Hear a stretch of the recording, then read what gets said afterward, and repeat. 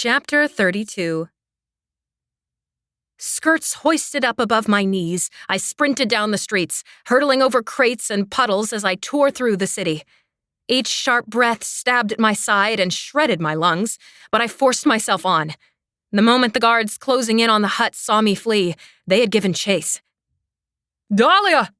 Korth's voice was the only noise powerful enough to cut through the whine of panic that enveloped my brain. He was outside an inn close to the docks, staring in shock as I ran in his direction. "Korth!" Without thinking, I ran to him, panting and shaking from head to toe. "Help me!" He stared at the oncoming guards, who were all shouting, "Stop that woman! She killed the king!" "Did you do it?" He spoke low and urgently, eyes wide with concern. I held his gaze, desperate for him to believe me despite all the lies I'd told in the past. "No." Korth threw one look at the oncoming guards, who were nearly upon us, then stared back at me. "Ask me for sanctuary," he whispered. "Quickly." Too late. Odette's guards had caught up. Without a word, they wrenched me from Korth's grasp. One dug his hands through my hair, pulling my head back so my neck was exposed, while another kicked my knees from behind. I screamed in pain as my legs buckled and my shins collided with the cobblestone street. "Stop!" In a moment, Korth had drawn his sword and pointed it at the guard holding my hair. "Release her this instant!" Behind him, all his guards mimicked him, crowding close and wielding their weapons, poised to strike at a moment's notice. "She assassinated His Majesty King Retelling of Ibora, and she's wanted for multiple treasonous acts against the crown." The guard shook the fist clutching my hair, and I felt several strands part company with my head. "This woman already applied for asylum and was granted sanctuary by my kingdom. She is now under the protection of Haven Harbor." Eyes streaming from the pain, I looked up at Korth. He was lying. Honest, honorable Korth was lying to protect me. "Let her go," Korth continued, his voice strained. "I am the crown prince of Haven Harbor, and you will do as I say." "What's all this? What's all this?" Odette's sycophantic voice cooed. She stepped into the flickering torchlight, eyes roving over the scene. Her upper lip curled as she addressed the guard. "That's the one. You know what to do." "No!" Korth stepped forward, lifting his sword higher.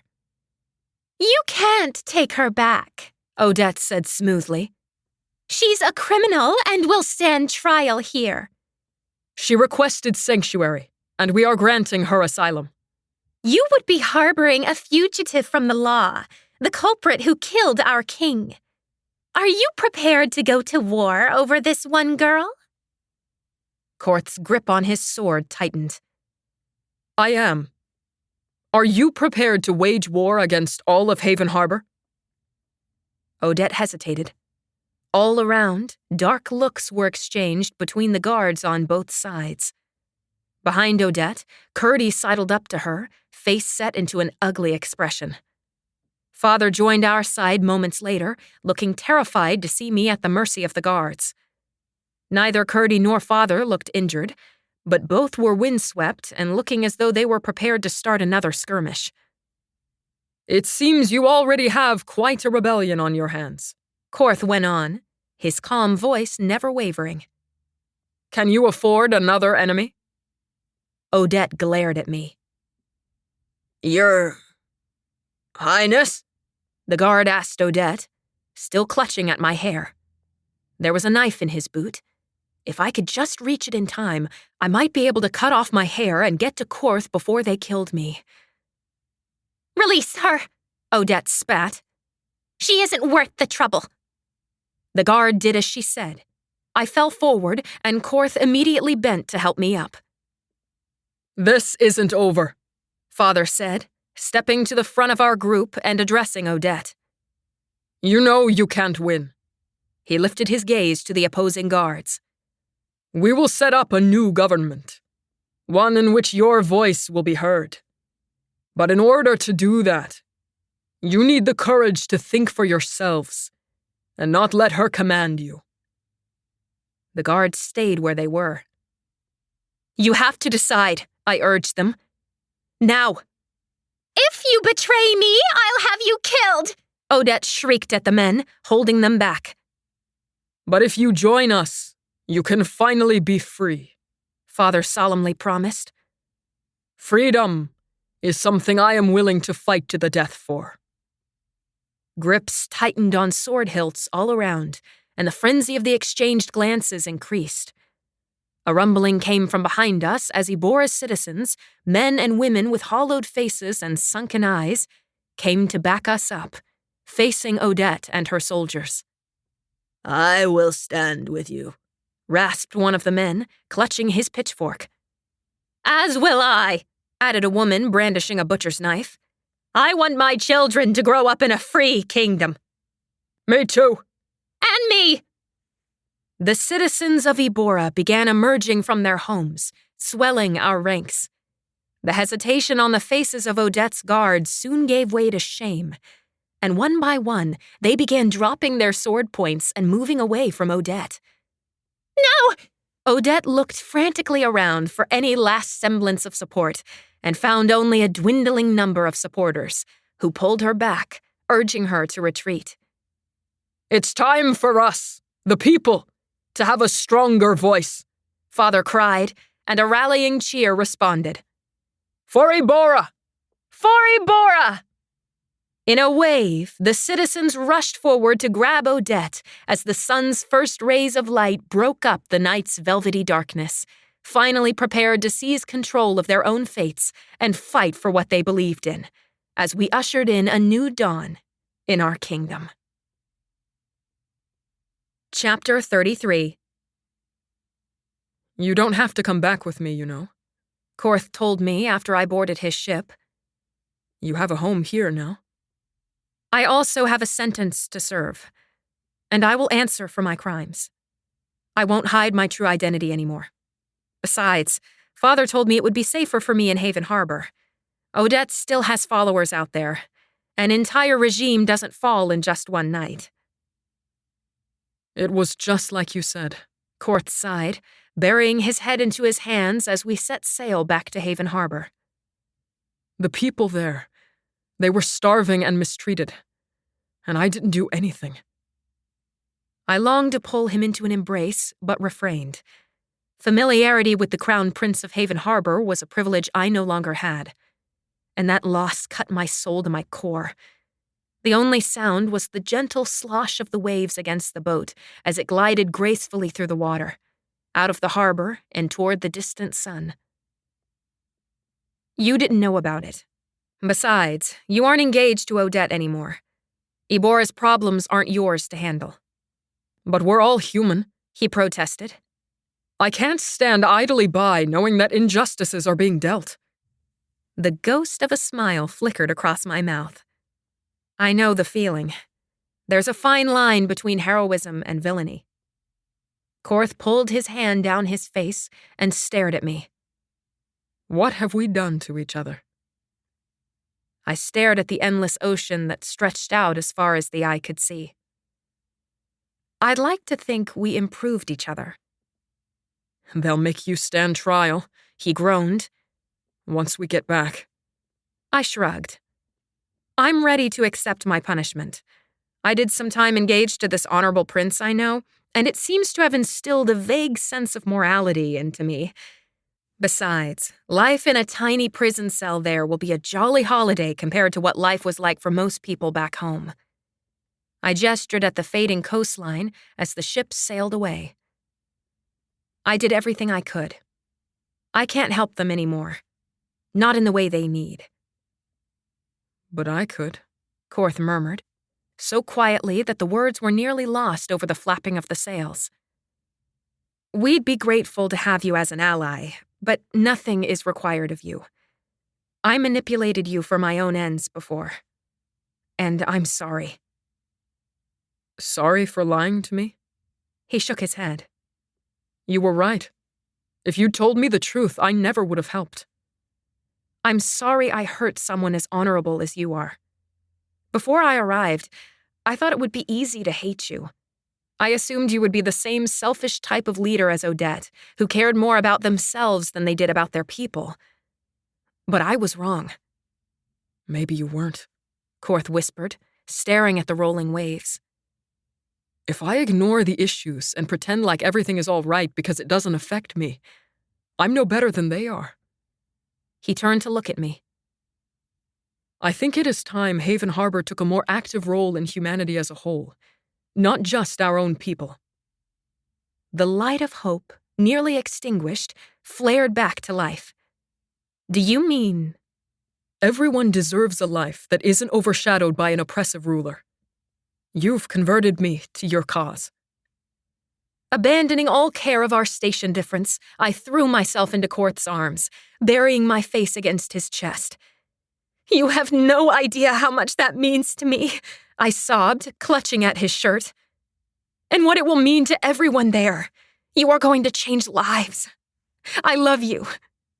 The words escaped from my mouth before I could stop them. Fully aware of how inappropriate they were now, I began to pull away, but Korth's arms wrapped around me, holding me in place. After a breath of hesitation, I leaned back against him, basking in the security of his embrace. I've loved you for a long time. I wish so many unsaid words hung in the air. I wished Korth and I had been able to get married. I wished I could have always been honest with him. I wished I was really a princess so he and I could be in a real courtship, not just a false one. Once we get back, he began. We can't. I know. I'll be convicted and sent to prison. At least I'll be an honest convict at that point. Maybe I'll get lucky and just be exiled. Living in exile can't be a good option. But at least I would live, I said quietly. I know what would have happened to Peter Pan if Tess hadn't. I won't let that happen to you, Korth promised. You aren't to blame. I am, Korth. I am to blame. I'm not innocent. Not even close. He stared hard at the line where the sky met the sea. With things the way they are right now, you and we can't. I understand. My throat choked up and I leaned on the railing next to him, shoulders an inch apart as we both stared at the horizon. I'm no princess. And you deserve one. Korth exhaled slightly through his nose. I deserve a princess like Odette? I'm honored. I bumped his shoulder. Your Highness, was that a joke from you? I never thought I'd see the day. The melancholy persisted, hovering over us like the oppressive clouds before a storm. Thank you for saving me. His jaw tensed. Granting sanctuary will still need to be cleared. There is a process, paperwork to file, and... Even if I sit in a prison cell, it's better than what Odette would have done to me if you hadn't been there. You're a good man, Korth. And you'll make a great king. Slowly, my fingers inched over to touch his. I wish we could have had more time together. His pinky finger curled around mine, and he let out a ragged groan. Dahlia, I can't imagine life without you. You live every day with more intensity and passion than I have ever expressed in my entire life. I've been told that the mark of a true leader is being willing to dedicate one's life to their people.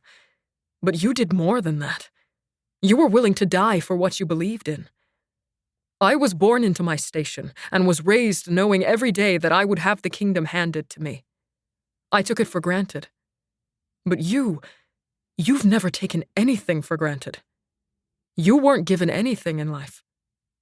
You've had to fight for everything.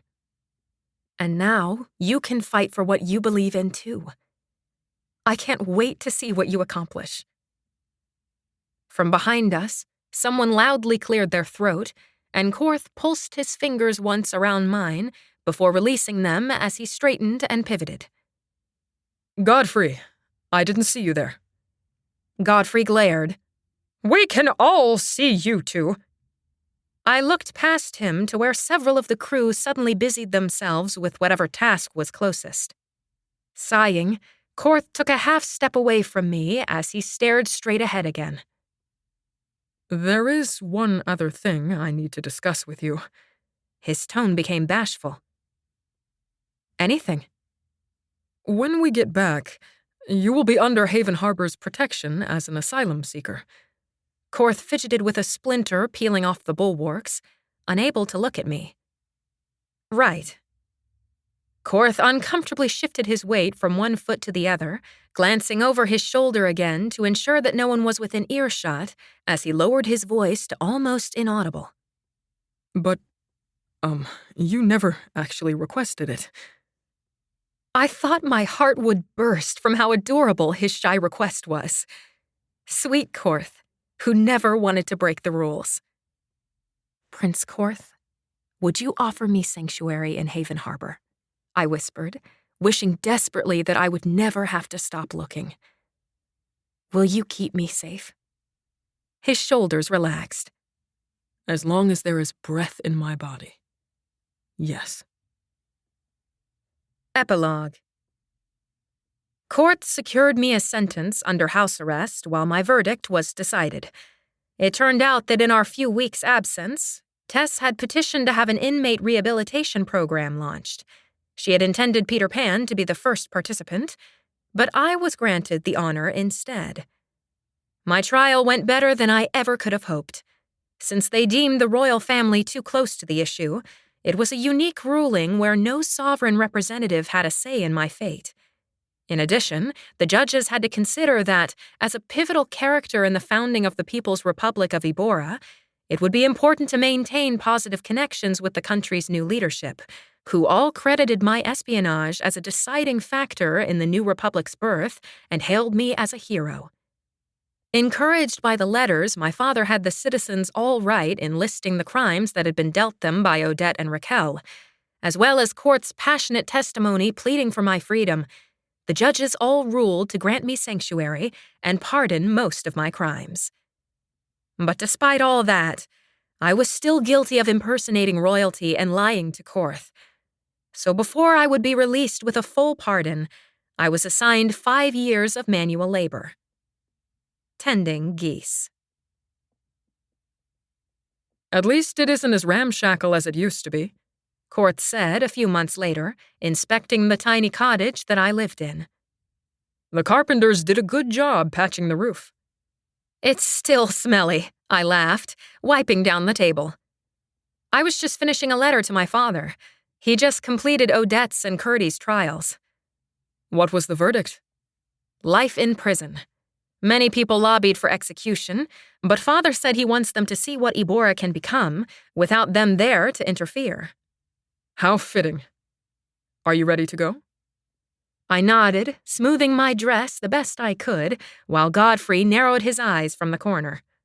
The knowledge that Korth and I would be engaged for a full 5 years before our marriage was just as much a punishment for Godfrey as tending the geese was for me.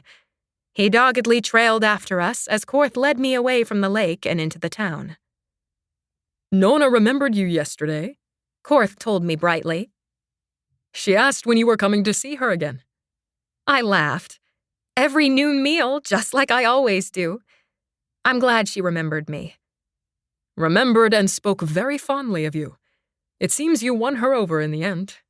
She says she is determined to live another 5 years so she can attend our wedding. How was your father? Still adjusting. Shifting the entire structure of government from a monarchy to a republic has been difficult, and they're still working everything out. They finished drafting their constitution and are electing representatives for each section of the country.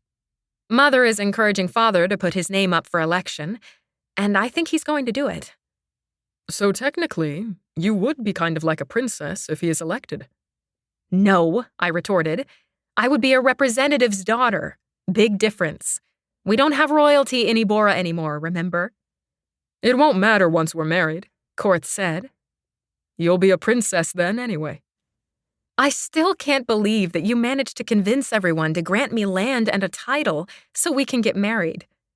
Contingent on you finishing your 5-year sentence, he reminded me, turning into the same garden we'd visited on the Night of Masks festival.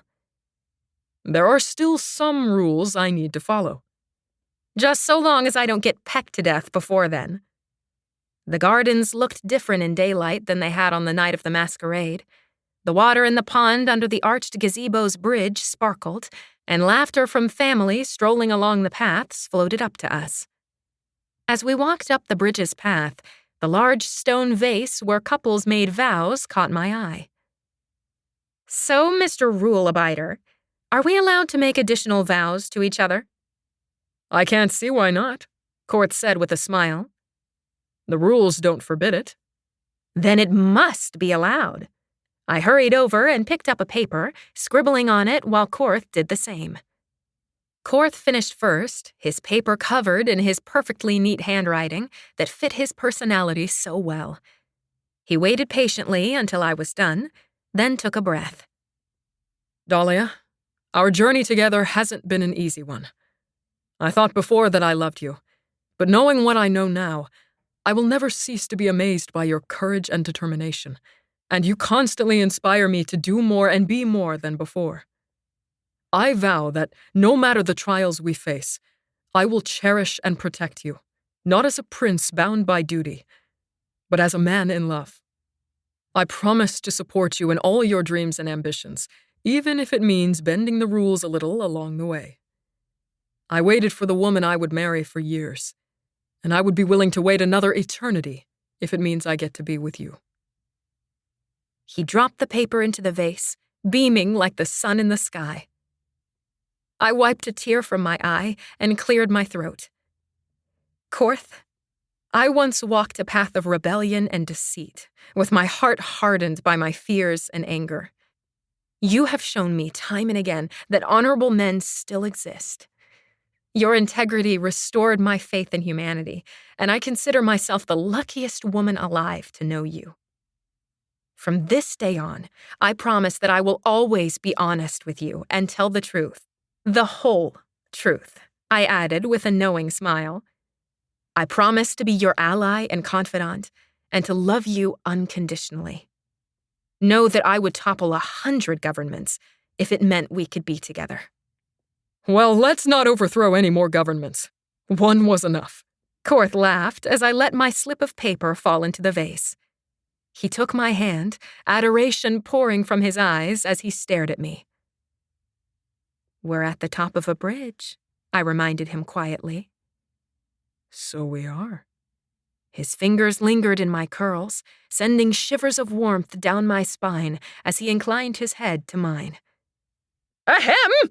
Godfrey's baleful voice came from just beside the vase to Korth's left. He must have sprinted up here to keep us apart.